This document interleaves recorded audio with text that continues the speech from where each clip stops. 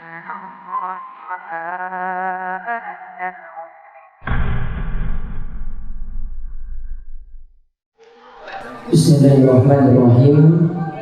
Assalamualaikum warahmatullahi wabarakatuh.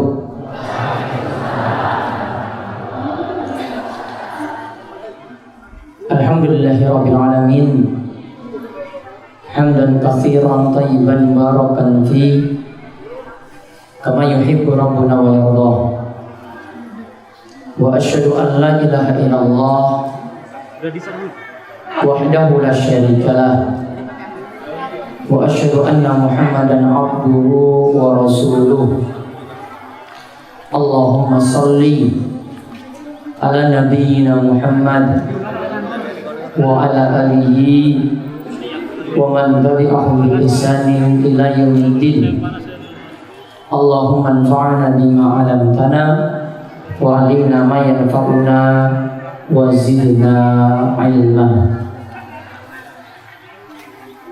Alhamdulillah, kita bersyukur pada Allah Subhanahu wa taala atas nikmat dan karunia yang telah Allah anugerahkan pada kita sekalian, sehingga di kesempatan siang hari ini tanggal 18 Rajab 1438 Hijriah pada Sabtu Kliwon, Allah memberikan kita nikmat sehingga kesempatan siang hari ini kita semuanya bisa kembali hadir dalam pengawasan tabligh akbar yang diselenggarakan oleh pesantren Darus Sholihin.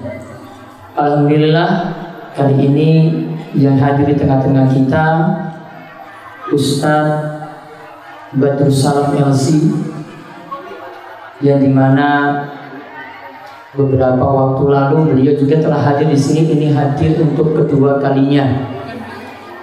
Alhamdulillah, beliau datang langsung dari Jakarta, baru mendarat tadi pagi, langsung menuju Gunung Kidul. Tadi rekreasi dulu ke pantai Kesing, kemudian mampir di pesantren istirahat sebentar dan lanjut lagi untuk mengisi pengawasan kali ini. Sore nanti akan mengisi pengawasan di masjid kampus Universitas Gadjah Mada. Alhamdulillah, berkat nikmat Allah, untuk kedua kalinya ini beliau hadir, dan insya Allah beliau sudah paham beberapa kosakata bahasa Jawa. Tadi ketika makan siang ditawarkan jangan pedas nggih. Nah, beliau sudah paham iki jangan yo dipangan. Berarti wis paham. Nggih. Iya toh? Nah, kalau belum paham kan berarti nggak disentuh, ya, nggak disantap ketika itu. Oh, itu berarti sudah dua kali harus paham bahasa Jawa. Alhamdulillah, kali ini tema yang nanti kita bawakan atau dibawakan oleh Ustadz Badrus Salam dengan tema jangan kau berselingkuh. Karena kasus di tengah-tengah kita, kasus ini sudah semakin meluas. Kalau yakin di setiap pedukuhan maupun di setiap desa akan merasakan seperti ini pula. Dan alhamdulillah hadir tokoh-tokoh kita di depan, dan perwakilan saking Majelis Ulama Indonesia Pak Iskanto, kemudian pimpinan daerah Muhammadiyah Bapak Satmono Dadi, lalu beberapa pengurus dari PDM juga Bapak Yosef, Bapak Mustaqim, juga hadir Bapak dandim kita Bapak Taufik Hanif, dan Bapak Kapolsek Kecamatan Panggang Bapak Trimbo. Juga ada Ustadz Said dari pesantren Al-Itisam. Nah, kita semuanya sudah tahu bahwasanya masalah-masalah di tengah-tengah kita itu semacam tadi. perselingkuhan sering kita temukan di tengah-tengah masyarakat. Bahkan juga perzinaan anak-anak muda sudah sering kita saksikan. Banyak kasus yang masuk pada kecamatan, pada kantor urusan agama, ya, kasus-kasus seperti ini yang kita rasakan di tengah masyarakat kita. Bahkan kita pun yang menjadi kaum, menjadi rois, menjadi tokoh di masyarakat sering dibuat pusing dengan kasus-kasus semacam ini. Mungkin dengan pembelajaran nanti nasihat-nasihat yang beliau akan sampaikan semakin mencerahkan kita dan membuat kita kedepannya menjadi lebih baik. Karena memang kalau kita menuntut ilmu, kata Nabi SAW, "Mayuridillahu bi khairan yufaqihu fiddin." Siapa yang ingin Allah Subhanahu wa taala memberikan kebaikan padanya, maka solusinya cuma satu, yaitu ngaji. Kita nambah ilmu, belajar terus, maka mungkin terbuka pintu hidayah dan terbuka pintu kebaikan bagi kita sekalian. Intinya kalau saking pesantren mengucapkan syukur lahu, selamat datang pada Ustaz Batul Salam. Dan untuk materi nantinya mungkin nanti bisa sampaikan sampai jam 2 siang Ustaz.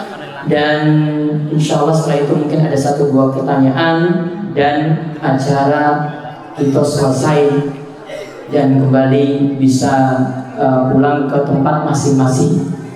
Adapun nanti untuk kegiatan bulan depan, insya Allah kalau tidak ada halangan, insya Allah untuk bulan depan sebelum Ramadan pada hari Sabtu kalau tidak salah tanggal 13, tanggal 13 saking bulan Mei, buatan pengawasan tabligh akbar juga dari Ustadz saking Surabaya, yaitu Ustadz Mubarak Bamu Alim. Ya, beliau nanti akan mengisi pengumumannya nyusul. Ya, diharapkan juga para jamaah bisa hadir di tempat ini. Dan Ustaz Badru bisa lihat di sini jemaah yang hadir. Ini ada yang paling jauh saking Giri Subo. Giri Subo itu dari sini ya hampir 2 jam. Ada juga yang dari utara, dari Gedang Sari, 1,5 jam dari sini. Kemudian yang lainnya itu di sekitar Panggang Purwosari, ya di sekitar kecamatan Panggang ini, ya untuk menimba ilmu langsung dari Ustaz Badru Salam. Ibu-ibu sebelum acara dimulai monggo bisa menempatkan diri, ya walaupun nanti ada yang dapat sedikit panas, mudah-mudahan bisa sabar. Insyaallah boten suwe, ya nanti mudah-mudahan Allah ganti kesabarannya tadi dengan pahala yang melimpah di sisi Allah Subhanahu wa taala. Yang lainnya yang di bawah atap ini mudah-mudahan bisa menerima ilmu dengan baik, yang di bawah juga semuanya bisa mengambil tempat. Walaupun ada yang tidak mendapatkan tenda, cuma beralaskan kardus-kardus saja, mudah-mudahan bisa tetap menikmati ilmu yang nanti disampaikan. Kalau kembalikan pada Pak Wasji untuk acara selanjutnya.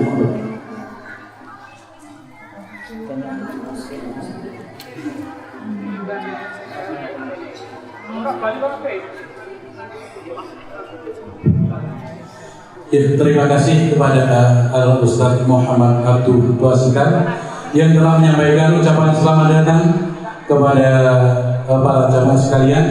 Untuk itu telah sampai saatnya acara yang kita tunggu, yaitu pengajian yang akan disampaikan oleh Al-Ustaz Abu Yahya Badul Salam MC.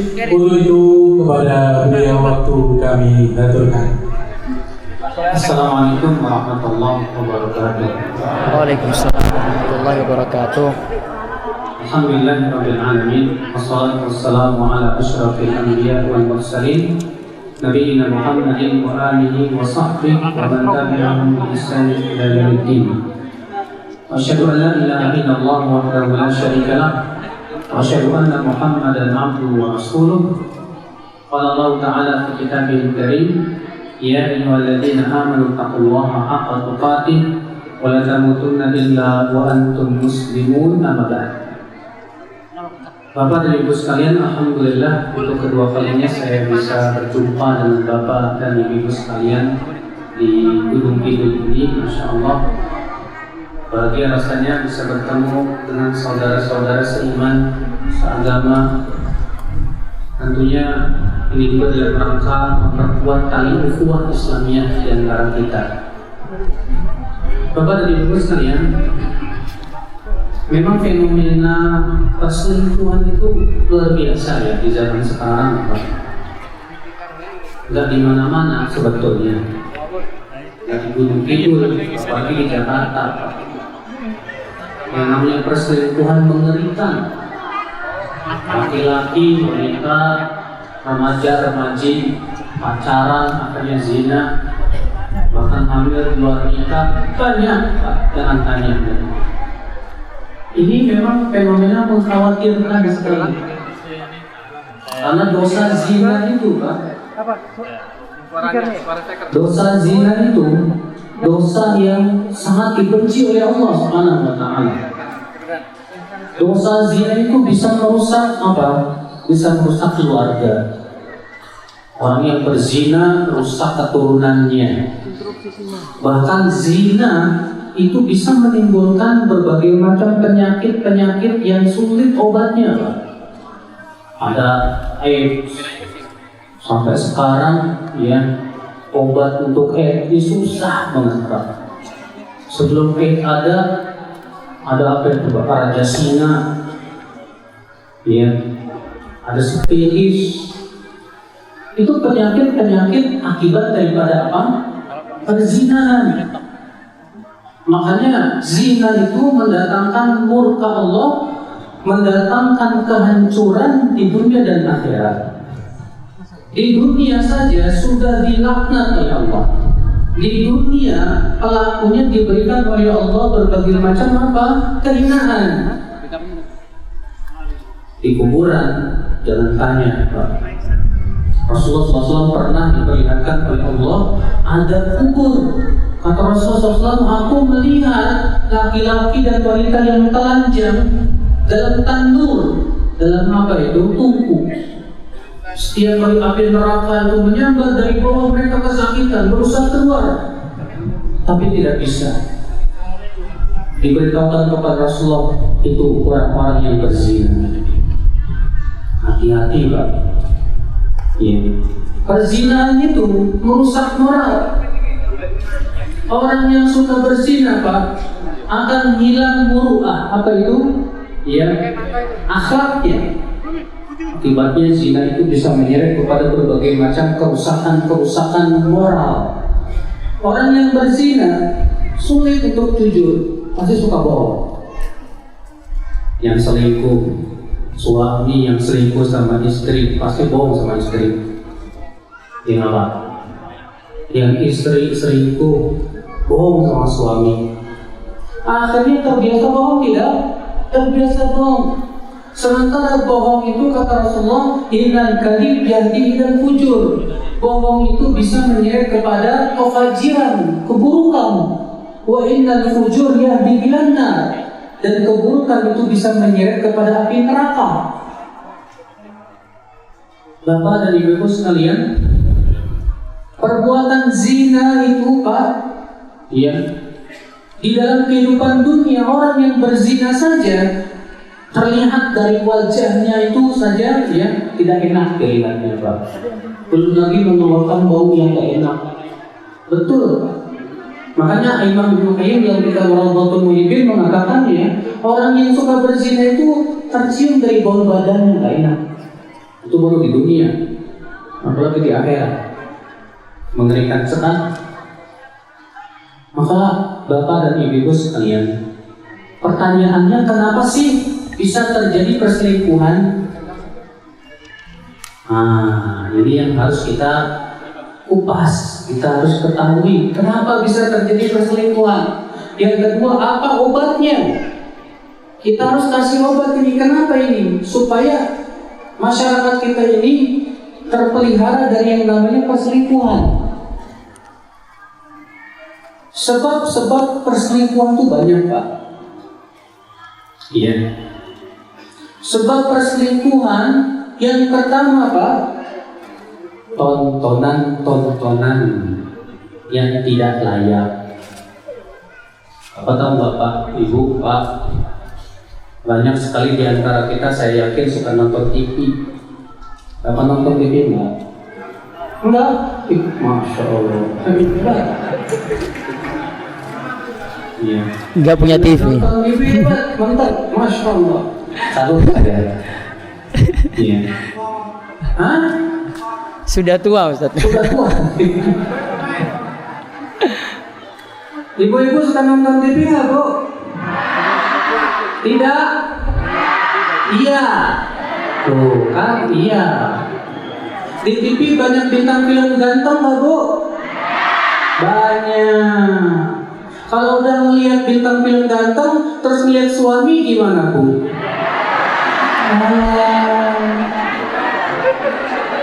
Kemudian di TV ganteng banget, ya Allah, pas lihat suami. Jadinya apa, Bu? Rasa cinta ibu berkurang sama suami. Kenapa? Karena mata ibu suka melihat yang ganteng-ganteng. Akhirnya sama suami gak nafsu. Ya.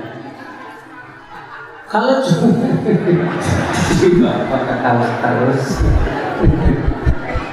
Ya. Yang bahayanya ibu-ibu kalau sudah melihat yang ganteng dipikirin. Setan datang ke pikiran, andai. Yang laki-laki juga begitu. Melihat perempuan cantik pun, Masya Allah. Andai. Ya. Kalau sudah dipikirkan apa yang terjadi, suka timbul niat.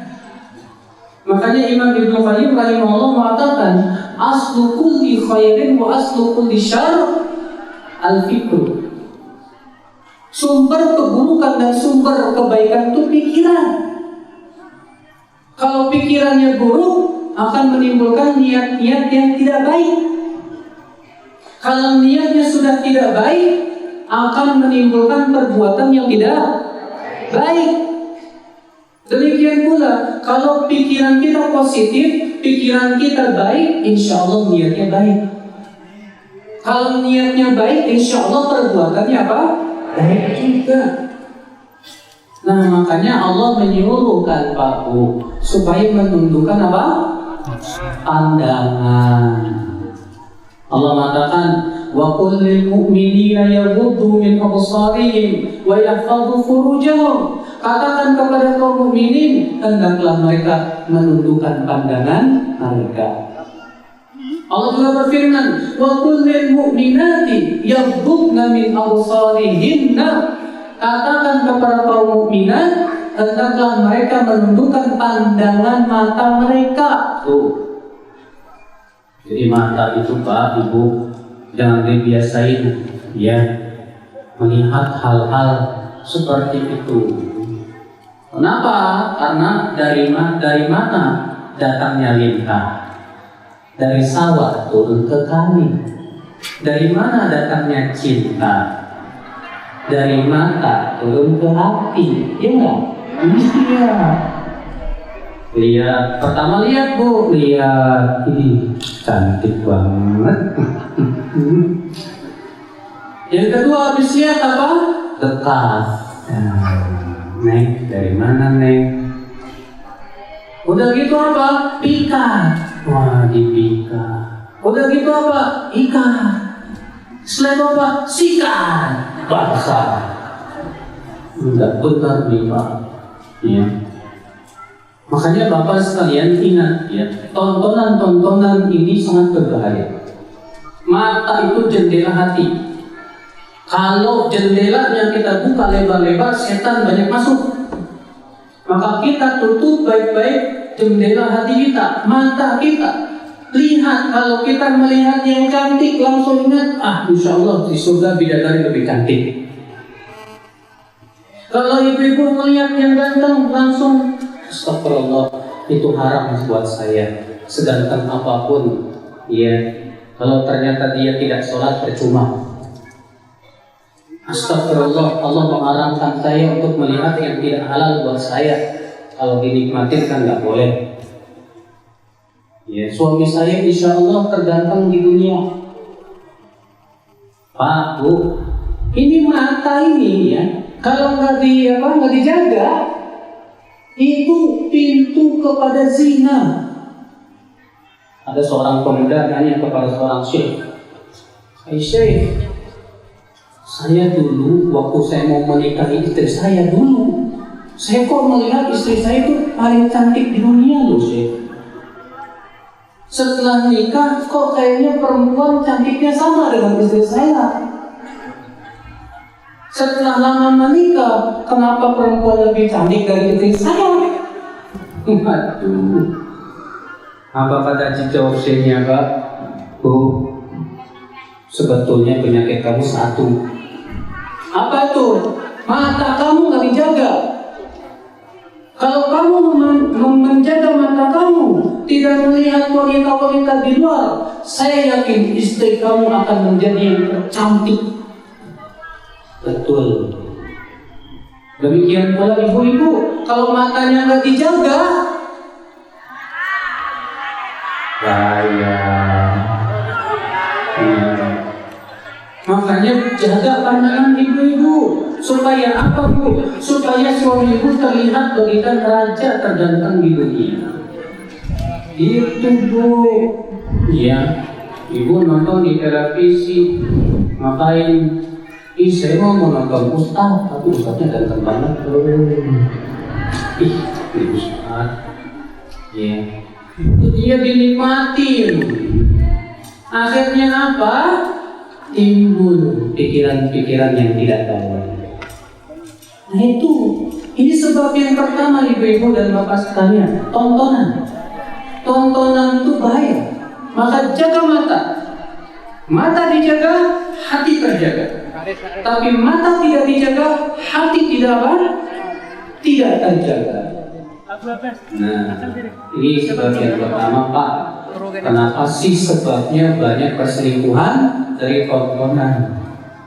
Apalagi di zaman sekarang Pak, banyak televisi itu menayangkan iklan-iklan mengerikan Pak. Iklan sabun perempuan, iklan mobil perempuan, iklan sepeda perempuan, iklan kacang kulit juga perempuan. Apa hubungannya kacang kulit sama perempuan? Apa hubungannya coba? Tapi itu Pak ya, ini sebetulnya disebut dengan ghazwul fikri, perang pemikiran, merusak ya hati kaum muslimin. Makanya hati-hati Pak Ibu. Kalau di rumah ibu-ibu nih masih ada acara televisi yang merusak seperti itu, gak usah ditonton, ganti aja sama siaran-siaran dakwah. Kan udah ada sekarang ya Roja TV iklan, ya Ihsan TV, ya alhamdulillah di situ ada Surau TV, kan bisa melihat yang bermanfaat di situ. Daripada nonton sinetron, ternyata di situ perempuan-perempuan, laki-laki ganteng-ganteng, cantik-cantik, ya nggak Pak? Iya, mata kita juga, aduh gimana? Ya, menonton pengajian juga terkadang yang di sebelah ustadznya itu perempuan juga, cantik lagi. Akhirnya Pak, mata kita itu, hati kita tidak bisa terjaga.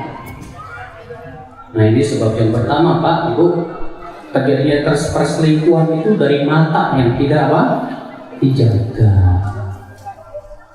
Sebab yang kedua nih Pak Ibu, ya, akibat daripada suami dan istri tidak menaati Allah dan Rasulnya.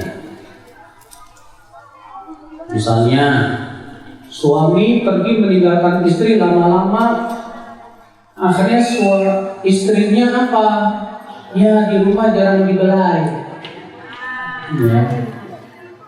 Akhirnya apa? Kalau sudah merasa jarang dibelai, pengen dapat belayan. Mending kalau bertakwa kepada Allah. Kalau tidak bertakwa kepada Allah, ini musibah. Makanya seorang suami yang mau meninggalkan istri jangan lama-lama deh. Di zaman Umar bin Khattab diberikan waktu 4 bulan, setelah itu pulang. Iya. Karena itu bahaya. Kalaupun mau pergi jauh, kalau bisa ya dibawa istrinya. Bapak dan ibu sekalian, istri misalnya nggak mau menaati suami, tidak mau menaati Allah dan Rasulnya, pergi keluar rumah, dandan menor. Bu, dandan menor itu dilarang sama Allah, Bu. Itu namanya tabarruj. Allah mengatakan wala tabarrujna tabarrujal jahiliyatil ula. Jangan kalian bertabarruj. Ya. Kalau pergi ke kondangan, ya Allah menornya metalik pakai pedang, kayak ondel-ondel. Ya. Tapi kalau di rumahnya suaminya juga bingung, jadinya diri istri saya kok bau amat. Ya. Sementara di luar Bu banyak saingan. Kalau di Yogyakarta di Gunung Kidul kayaknya sih jarang ya Pak, perempuan yang URC gitu Pak. Jarang ya. Banyak. Kalau di Jakarta mah Pak, ngeri Pak. Saya punya teman ke Jakarta, bilang ke saya gini, saya bingung Jakarta itu. Kenapa? Coba saya menentukan pandangan malah ngeliat Pak. Tujuan saya kan mau menghindar, ya nunduk, kenapa ngeliat Pak? Katanya. Enggak menentukan pandangan ngeliat dada. Merem nabrak. Terus gimana? Aduh, memang Pak ini zaman fitnah. Jadi Pak Ibu, kalau suami berbuat maksiat, istri berbuat maksiat, tidak menaati Allah dan Rasulnya, nah itu menjadi pintu yang untuk setan menggoda. Makanya Pak Ibu, ya rumah tangga kita itu harus betul-betul di atas ketaatan kepada siapa? Hah? Rumah tangga itu hendaknya betul-betul di atas ketaatan kepada Allah Subhanahu wa Ta'ala. Jadi Pak, ini sebab yang kedua tuh Pak, ya istri maksiat kepada Allah dengan cara dandan memfitnah para laki-laki di luar. Ya, Pak Ibu, sebab yang ketiga Pak. Ya. Di antara sebab terjadinya perselingkuhan itu pergaulan bebas. Pergaulan bebas antara laki-laki dan wanita. Kadang kalau lebaran itu Pak, laki-laki perempuan salam-salaman, bahkan ada yang cipakan begitu. Iya. Pergaulan bebas di kampus. Seorang wanita, ya misalnya saya sih Ustaz, alhamdulillah nggak pernah bergaul bebas di luar sana, tapi bergaul bebasnya di Facebook, bergaul bebasnya di sini Pak nih di HP. Banyak temannya pertemanan dengan laki-laki. Pertama-tama sih ya iseng-iseng aja, iseng, lama-lama kenalan, pengen ketemuan. Udah ketemuan, ketagihan. Akhirnya apa? Ya jatuh kepada perzinahan. Makanya yang namanya ini nih Pak nih HP ini, wah mengerikan sekali di zaman sekarang nih. Maka dari itulah ibu dan bapak sekalian, ya, ini masalah yang hendaknya kita perhatikan betul, jangan sampai kita jatuh ke dalam perkara-perkara tersebut. Sekarang kita akan membahas bagaimana Islam mengobati perselingkuhan. Ini harus diobati Pak Ibu. Apa obatnya? Obat yang pertama itu Pak, yang paling hebat, yang paling mantap, yang paling kuat itu adalah akidah, rasa takut kepada Allah. Kalau bapak nggak takut sama Allah, nggak takut berbuat maksiat. Bapak kalau ibu kalau tidak takut kepada Allah, tidak takut kepada api neraka, tidak takut kepada azab Allah, saya yakin ibu bapak tidak akan takut memaksiati Allah. Ketika bapak sendirian, tidak ada manusia yang melihat. Ketika bapak ibu tidak ada rasa takut kepada Allah, sangat mudah kita untuk berbuat maksiat kepada Allah Subhanahu wa Ta'ala. Ibu-ibu pergi suaminya berapa hari? Seminggu. Ketika hati tidak takut kepada Allah, syahwat menggebu-gebu. Ada laki-laki datang ke rumah. Wah, pikiran jahat muncul. Kesempatan ini. Kalau tidak ada rasa takut kepada Allah, sulit takut. Makanya rasa takut kita kepada Allah harus ekstra diperbesar. Ingat, adab Allah sangat keras. Ya, Bapak, Ibu, saya mau tanya. Bapak, Ibu, mau meninggal husnul khatimah atau su'ul khatimah? Husnul khatimah. Sekarang kalau misalnya ketika kita sedang berzina, tahukah meninggal? Ini husnul khatimah atau su'ul khatimah? Su'ul khatimah, Pak. Coba mikir, kalau saya sedang berbuat maksiat, tahu-tahu malaikat maut menjemput, coba. Gimana coba? Saya tidak mau. Makanya Pak, iya, ingat baik-baik. Adab Allah keras. Allah mampu ketika kita berbuat maksiat, tiba-tiba Allah tenggelamkan ke bumi. Mampu banget Pak. Lihat tuh Indonesia berbagai macam adab, berbagai macam bencana Pak, berbagai macam malapetaka Pak. Ada tsunami, ada banjir bandang, ada apa? Longsor. Allah ingin perlihatkan kekuasaannya.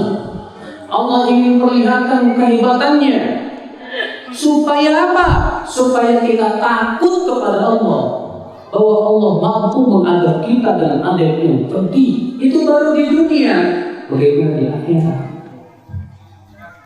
Makanya Pak, Ibu, penting ngaji. Benar kata Ustaz Abdul Qasim tadi. Jadi kita itu harus sering ngaji. Supaya apa? Supaya iman kita ditambah terus. Sering kita duduk di majlis taklim, mendengarkan ayat Allah, mendengarkan nasihat. Supaya apa? Supaya rasa takut kepada Allah tumbuh di hati kita. Ya. Ini yang pertama, solusi yang diberikan oleh Islam, memperkuat keimanan, memperkuat apa? Akidah kepada Allah Subhanahu wa Ta'ala. Yang kedua, Pak, ya, yang harus kita lakukan supaya tidak terjadi apa? Perselingkuhan. Apa itu? Yaitu berusaha untuk mengajarkan bapak, mengajarkan istri dan anak bahwasanya pergaulan laki-laki dan wanita itu ada batasan dalam Islam. Tidak boleh yang namanya pergaulan bebas dalam Islam, tidak boleh. Laki-laki dan wanita tidak boleh jabat tangan dalam Islam kalau bukan haram. Kata Rasulullah apa? La anjud ana ra'su ahadikum bihadidatin. Lebih baik kepala seseorang ditusuk dengan apa? Jarum, daripada dia harus memegang wanita yang bukan mahram. Ya. Demikian pula ngobrol bebas, jalan berdua-duaan, duduk berdua-duaan, dilarang dalam Islam. Allah Subhanahu wa Ta'ala berfirman, "Wala taqrabuz zina." Jangan kamu dekati apa? Zina. Maka semua yang bisa mendekati zina, Bapak, Ibu, jauhi. Tontonan yang tidak baik, video-video porno, ya, film-film yang di situ memperlihatkan aurat wanita. Ibu-ibu juga di situ jangan menikmati kegantengan laki-laki. Supaya apa?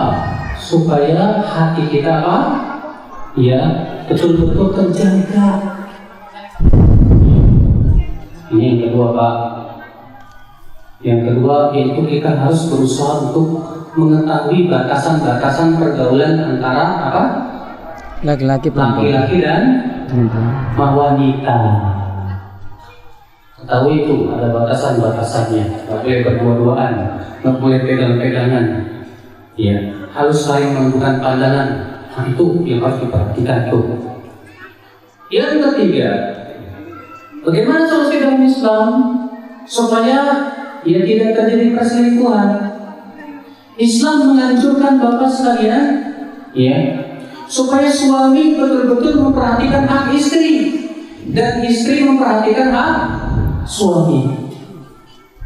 Ingat Pak, di antara tujuan menikah itu Pak, supaya untuk menyalurkan syahwat. Ya. Nah kalau misalnya ibu-ibu berkata, Ustaz, saya ini gak pernah puas sama suami. Soalnya suami saya itu gimana ya? Ya.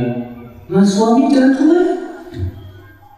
Suami juga harus nanya, puas gak? Enggak puas. Aduh, gimana coba caranya supaya istri Bapak puas? Sebab kalau nggak puas terus nanti bahaya Pak. Istri pun demikian, harus bisa memuaskan suami dari sisi apa? Syahwatnya. Supaya apa? Kalau syahwatnya terpuaskan, insya Allah sih tenang. Iya. Tapi jangan cuek.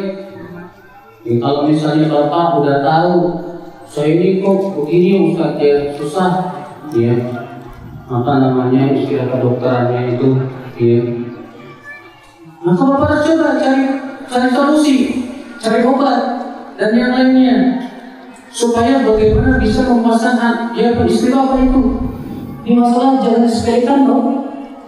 Karena masalah seperti ini ketika seorang suami menyepelekan, seorang istri menyepelekan, sering kali terjadi hal-hal yang tidak diinginkan. Iya. Nah itu Pak, ini diantara solusinya. Makanya kan sebaik-baik kamu kata Rasulullah yang paling baik kepada siapa? Istrinya. Kata Rasulullah, khairukum fi ahli. Sebaik-baik kamu yang terbaik untuk istri.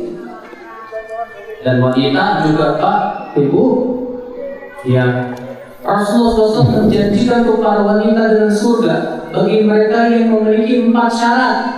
Kata Rasulullah apa? Idza shallatil mar'atu khamsaha, apabila wanita salat 5 waktu, wa shamat syahraha, berpuasa Ramadan. Yang kedua tuh. Yang ketiga apa? Wa hafizat farjaha, menjaga kemaluan. Yang keempat apa? Wa aqa'at ba'laha, dan menaati suami. Qila laha, maka akan dikatakan kepada wanita itu, udkhulil jannah, silahkan kamu masuk surga dari pintu surga yang kamu mau. Masya Allah. Jadi ibu kalau pengen masuk surga nih Bu, kalau pengen masuk surga ada 4. Yang pertama tadi apa Bu? Sholat 5 waktu. Yang kedua apa Bu? Puasa Ramadan. Yang ketiga apa Bu? Menjaga kemaluan. Yang keempat apa Bu? Menaati suami. Yang pertama, Ibu sholat 5 waktu nggak? Alhamdulillah. Puasa Ramadan? Puasa. Menjaga kemaluan? Jaga. Taat sama suami nggak? Wah, ini yang susah. Ya, sholat, puasa, menjaga kemaluan terkadang Masya Allah Pak. Yang susah itu yang keempatnya Pak, Bu, menaati suami. Kalau lagi cinta sama suami sih Masya Allah ya, taat banget. Tapi kalau lagi sebel, seorang wanita itu tetap taat sama suami walaupun sebel. Sabar, harus sabar sama suami. Nah, Bapak dan Ibu sekalian, Jadi ini hak-hak suami dan istri itu harus betul-betul diperhatikan. Ini bapak-bapak udah berapa tahun menikah? Tahu nggak hak istri bapak apa aja? Harus tahu Pak. Masa udah 30 tahun menikah nggak paham juga hak istrinya? Ibu-ibu juga udah berapa tahun menikah? Tahu nggak hak suami? Jadi ngeliatin pesawat gitu. Itu ada apaan di perbankan?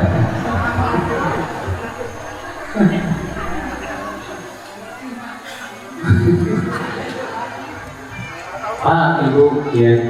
Jadi lihat ya, dalam Islam itu suami dan istri ada hak ya, ada hak-haknya. Semua itu. Hal seperti itu insya Allah kalau suami memenuhi hak istri, istri memenuhi hak suami, insya Allah tidak akan terjadi yang tidak diinginkan. Ya, berupa perselingkuhan dan yang lainnya. Kemudian Bapak sekalian, yang selanjutnya dalam Islam ibu-ibu itu sebetulnya yang lebih baik di rumah.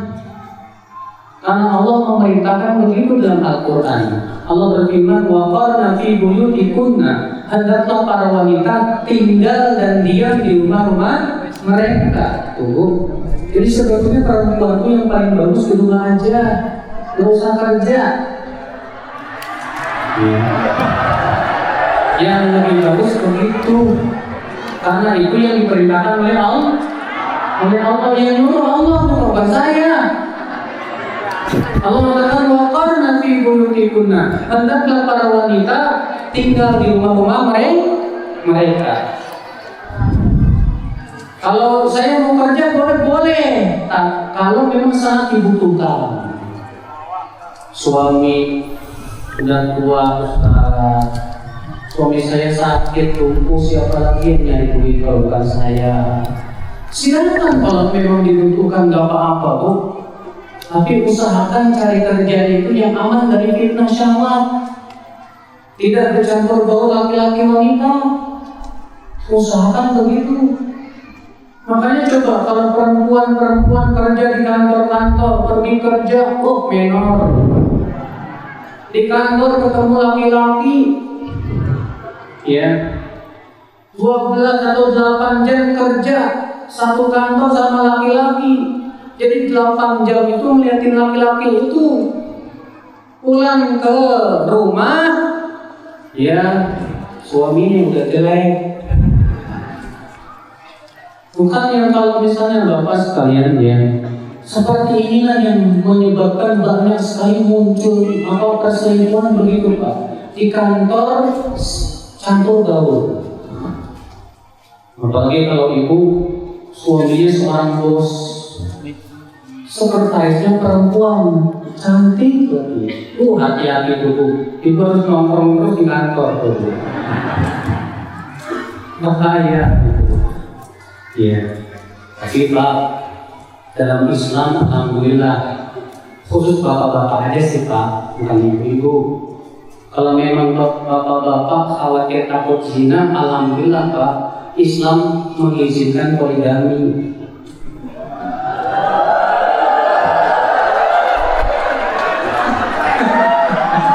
Saya yakin di belakang pasti bakalan gitu.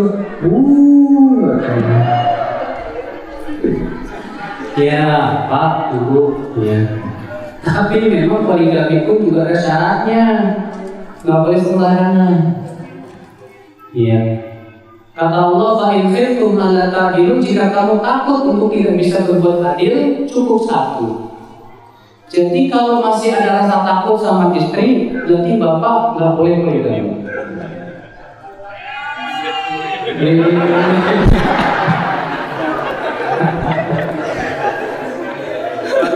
Jadi bapak dan ibu sekalian ya, memang sih kalau bapak-bapak kalau bicara poligami Bu paling ramai Bu, bener.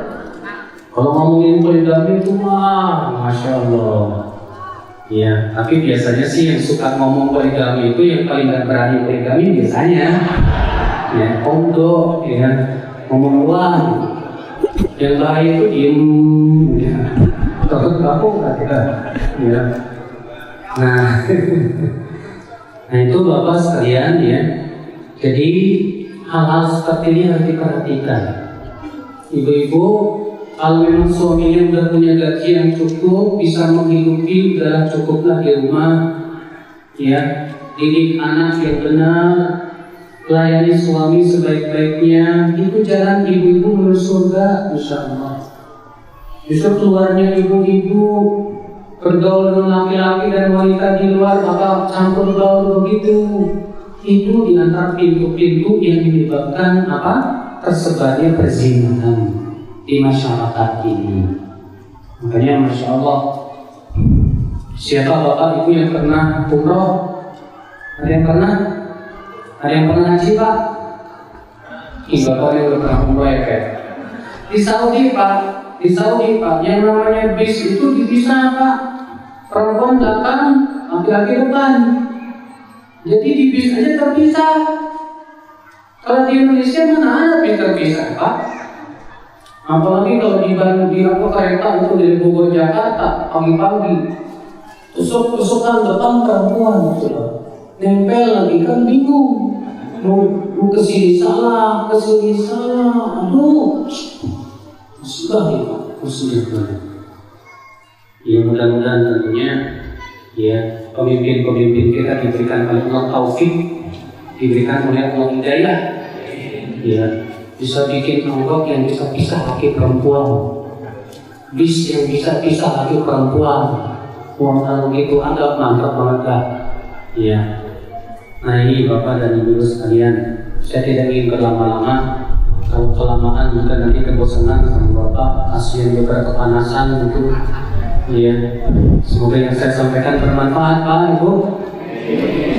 Dan kewajiban yang terakhir Pak Ibu, harus ada amal ma'ruf nahi munkar dengan cara yang baik tentunya. Kalau ada nih tetangga nyerempet mau zina, ingetin, nggak boleh. Betapa sama Allah, haram berzina. Jangan diam aja. Kalau bapak lihat anaknya mau pacaran, bilang, nah pacaran haram dalam Islam, nggak boleh. Kalau kamu mau kawin sini, mana perempuannya, kita lamar. Begitu Pak, ya. Berikan mereka pengajaran. Berusaha kita untuk menyuruh manusia kepada kebaikan, melarang dari kemungkaran. Ibu-ibu, kalau ada tetangga nggak pakai jilbab, coba deh ibu berpikir gimana caranya tetangga ibu itu pakai jilbab. Kalau ibu punya keponakan belum pakai jilbab, coba ibu berpikir gimana keponakan saya pakai jilbab, pakai kerudung. Karena itu yang diperintahkan oleh Allah Subhanahu Wa Taala. Makanya ibu Pak, tanpa ada amar ma'ruf nahi munkar, ini kemaksiatan akan terus-menerus merajalela. Tapi ingat tentunya amal ma'ruf nahi munkar itu harus dengan cara yang benar. Jangan cuma semangat yaitu dengan sikap arogan salah dalam Islam seperti itu amal ma'ruf nahi munkar. Ya, tapi dengan cara baik-baik kita dakwahi, kita nasihati. Banyak kaum muslimat, terutama kaum muslimat ibu-ibu ya, yang belum dapat hidayah. Ya, jangan dibiarkan mereka itu Masya Allah masuk neraka gara-gara apa? Tidak menutup aurat mereka. Bantu mereka masuk surga dengan cara dakwahi mereka supaya mereka menutup aurat-aurat mereka. Sehingga dengan tertutupnya aurat itu Insya Allah akan semakin apa? Membatasi perzinahan, mengurangi perzinahan. Semoga yang saya sampaikan bermanfaat, ya, dan tentunya Ustaz Muhammad Abdul Tuasikal lebih berhak untuk berbicara sepertinya di tempat ini, ya. Namun karena saya diundang untuk berbicara, ya saya menyampaikan sesuai dengan apa yang saya ketahui, sesuai dengan ilmu saya.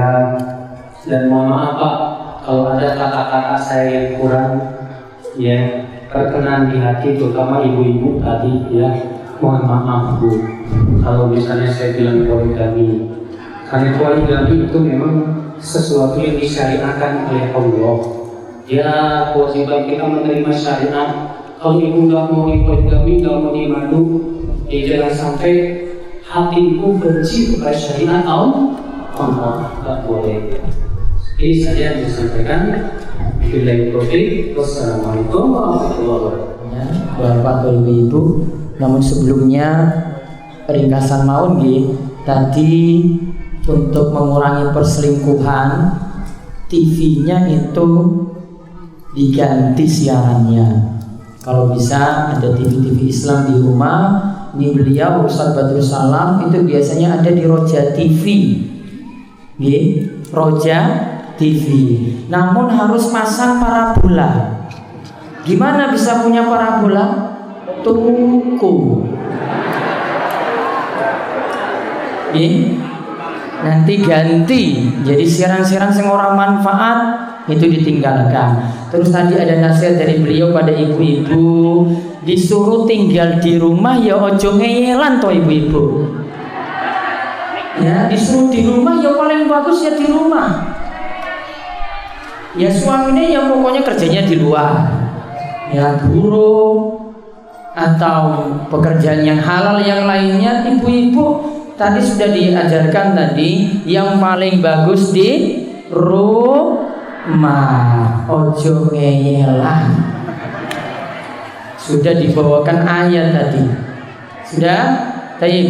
Cukup ya karena sudah semakin sore dan beliau juga nanti setelah pada maghrib melanjutkan pengawasan di Masjid Kampus UGM. Ibu-ibu jangan dulu bubar, tunggu. Kokam coba diamankan dulu biar Ustaz nanti keluar mudah.